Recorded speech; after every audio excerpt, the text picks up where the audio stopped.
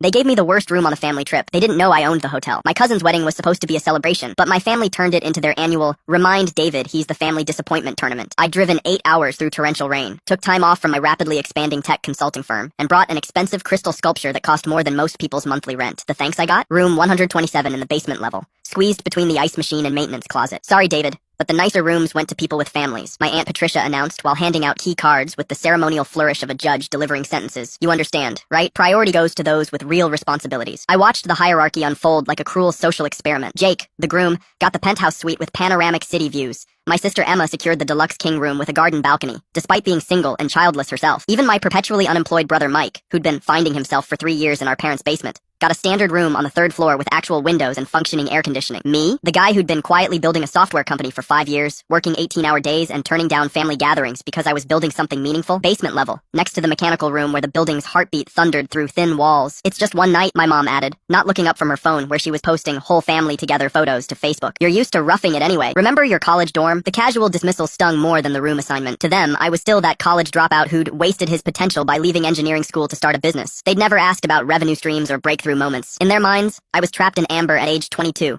The family screw-up who'd thrown away a perfectly good education to chase impossible dreams. What they didn't know was that I'd bought this entire hotel chain 6 months ago. 3 locations across the state, including this flagship property where my cousin was getting married. The acquisition had been handled through my LLC, Pinnacle Holdings, so my name wasn't publicly attached. I'd been planning to tell everyone this weekend, maybe during the reception toast when spirits were high and champagne had softened their perpetual judgment. Heading toward the elevator, I noticed the general manager, Rebecca Chen, watching nervously from behind the mahogany front desk. She'd been trying to catch my eye since I arrived, probably wondering why the owner of her hotel was being treated like an unwanted relative. Her professional composure couldn't quite mask the confusion flickering across her features. I gave her a subtle shake of my head. Not yet. She nodded almost imperceptibly and returned to her paperwork. The basement room was exactly as humiliating as intended. Flickering fluorescent lights cast everything in sickly green pallor, while constant mechanical hum created an industrial symphony that would make sleep impossible. The single window offered a spectacular view of the parking garage's concrete pillars and oil stains. The carpet had seen better decades. My family had made their point clear. I didn't matter enough for decent accommodations or basic respect. I sat on the lumpy mattress and opened my laptop, checking emails from clients who paid my firm 6 figures for digital transformation consulting. Tomorrow, 3 Fortune 500 companies would be competing for my attention. But tonight, I was just disappointment David, relegated to the basement because I'd chosen an unconventional path. Tomorrow morning, during the farewell brunch when everyone gathered for final goodbyes, they'd learn exactly who they'd been dismissing all these years. Rebecca already had the ownership documents ready, along with a few other surprises I'd arranged. Sometimes the best revenge isn't elaborate schemes. Sometimes it's just letting people discover their own stupidity in the cold light of day. I smiled and returned to my emails. Tomorrow would be very interesting indeed.